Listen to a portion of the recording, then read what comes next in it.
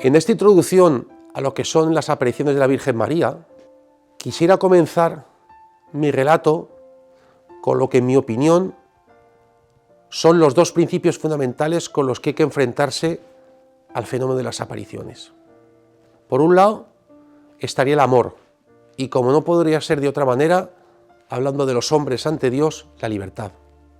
El amor y la libertad son los dos componentes fundamentales sobre el que hay que analizar el fenómeno de las apariciones. Amor de la Virgen María hacia todos nosotros y su preocupación por nuestra salvación.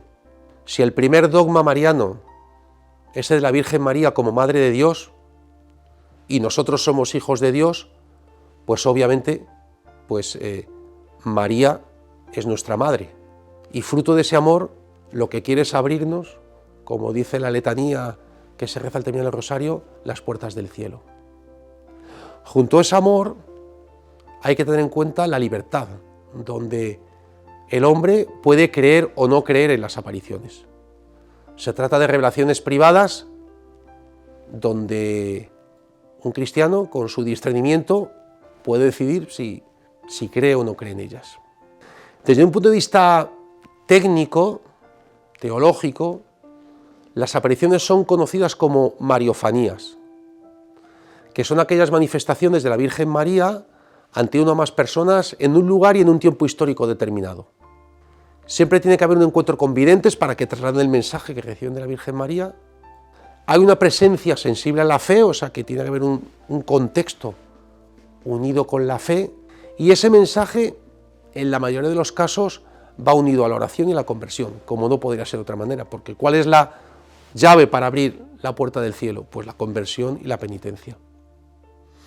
Las mariofanías son consideradas como unas manifestaciones de la omnipotencia de Dios, ya que Dios permite que el cuerpo glorificado de la Virgen María, después de su asunción al cielo, se pueda presentar con distintas características de edad, de estatura, apariencia, lengua, para que se adapte pedagógicamente a la cultura y al lenguaje de los videntes en un momento histórico. Como se podrá analizar en las distintas apariciones, pues la Virgen se presenta con aspecto indio en Guadalupe, en México, luego como una blanca europea en las apariciones de Francia, y va cambiando su mensaje en función del contexto histórico en el que se presenta, ¿no? La historia de las apariciones,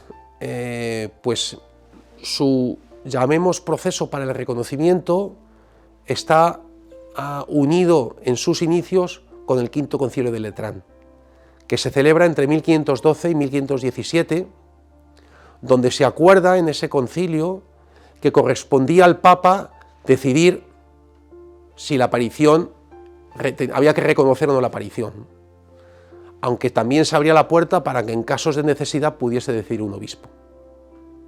Poco tiempo después, en 1542, se crea el Santo Oficio dentro de la curia romana que estaba con el pontífice, con el sumo pontífice, para centralizar el análisis de los casos. Aquí hay que señalar que hay dos apariciones previas, la del Pilar y la de Guadalupe, el Pilar en torno al año 40 de nuestra era, donde no sería una verdadera aparición, sino más una habilitación, porque la Virgen todavía vivía en Jerusalén o en Éfeso, y en 1531 en México. Es por lo que esas dos apariciones forman parte de la tradición y tienen también el reconocimiento, pero no fueron estudiadas por el Santo Oficio como ocurrió a partir de entonces.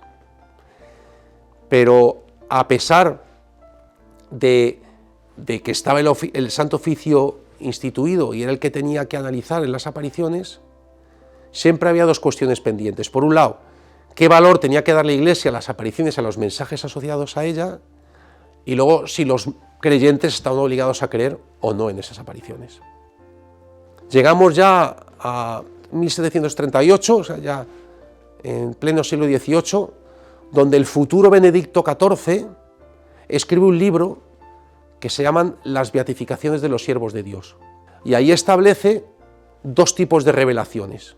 La revelación pública, que es la que va desde Abraham en torno al 1800 a.C. hasta el año 99 después de Cristo, con la muerte de San Juan, que es lo que aparece recogido en la Biblia, y que se considera que es aquella revelación obligatoria e imprescindible para salvarse, que es la que se recoge en el credo y la que desde luego no se puede considerar que un cristiano no crea en lo que dice esa revelación privada, esa revelación pública, disculpe. Por el contrario, la revelación privada son aquellas que no están dentro de la revelación pública, son, digamos, excluyentes. Las que van en los periodos posteriores al año 99 después de Cristo, con lo que se señala como la muerte de San Juan, pues ya formaría parte de las revelaciones privadas. El catecismo, el actual catecismo de la Iglesia Católica, reconoce en sus números 65, 66 y 67 lo que son las apariciones y tiene tres grandes conclusiones. No todo el que dice tener apariciones las recibe realmente, con lo que pueden ser fruto de la imaginación.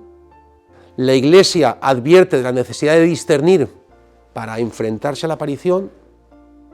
Y luego, el creer o no creer corresponde a los fieles guiados por el magisterio. Es por lo que el magisterio, los obispos, hacen las declaraciones después de un estudio profundo de lo que ocurre en este tipo de manifestaciones sobrenaturales, y manifiestan que hay verdaderos indicios para creer, y ahí está la libertad para poder creer o no.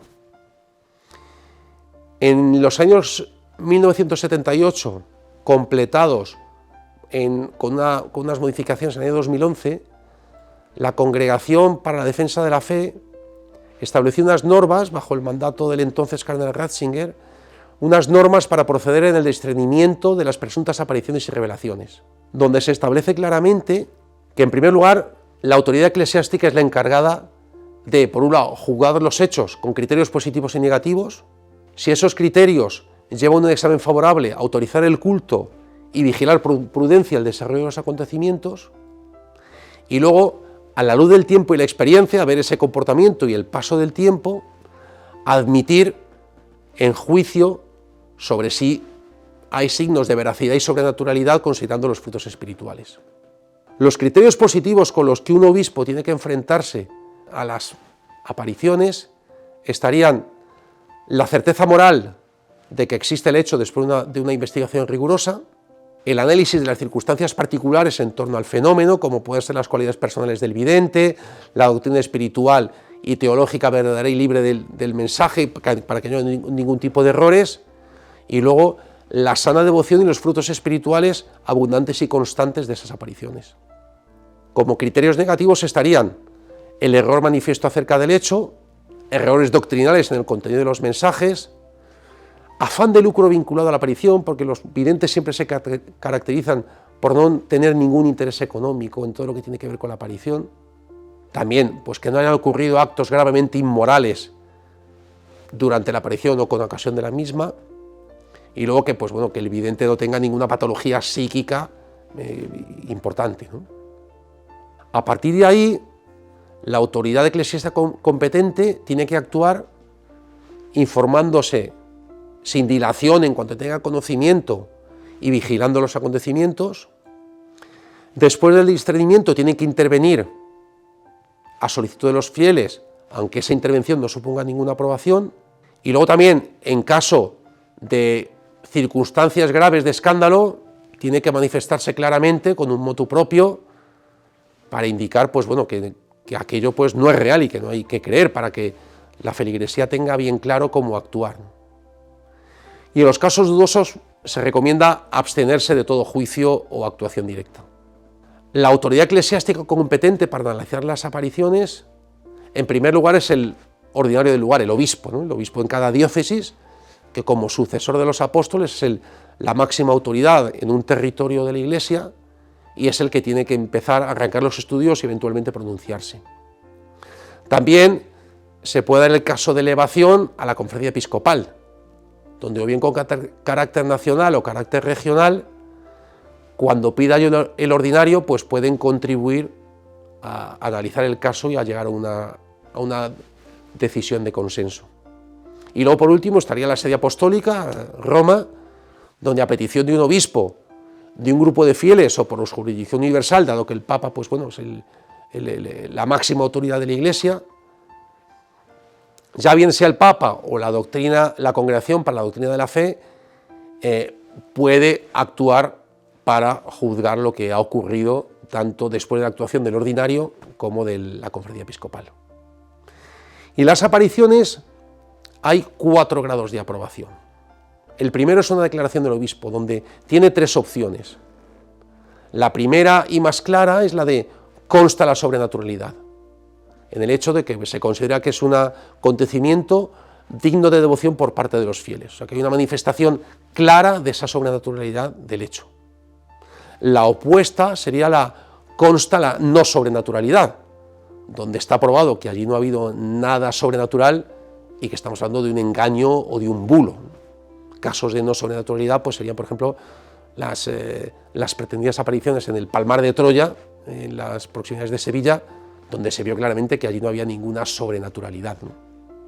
Y luego hay un grado intermedio, que es el no consta la sobrenaturalidad, en el sentido de que no hay elementos suficientes para que la Iglesia se pronuncie, ¿no?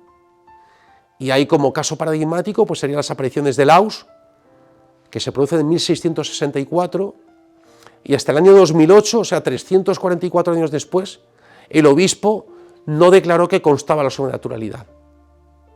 O sea, sostuvo durante 344 años en ese limbo de no consta la sobrenaturalidad, hasta que el obispo pues vio los indicios suficientes para hacer una declaración solemne de esa sobrenaturalidad.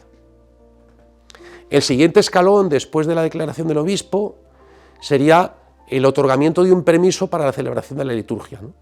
Que es básicamente la celebración de la Eucaristía en el lugar de las apariciones, que permite observar los frutos de la devoción y también del comportamiento de los fieles. El tercer escalón sería el reconocimiento papal, o bien por un viaje, o bien por una declaración, que puede ser o bien del Papa o de la Sede Apostólica, básicamente con un decreto de la Sagrada Congregación para la Defensa de la Fe. Y el nivel superior y último ya, el máximo, ese cuarto nivel, sería el reconocimiento litúrgico, ¿no? Donde sobre todo la Congregación para la liturgia o los sacramentos pues establece que esa aparición tiene el reconocimiento con una liturgia propia, una liturgia del oficio divino y una misa propia dentro del misal de la Iglesia, ¿no? Dentro de los misales, el general o el particular, ¿no? Y depende también del tipo de aparición, ¿no? Pero ese reconocimiento litúrgico sería el nivel máximo que tiene la aparición.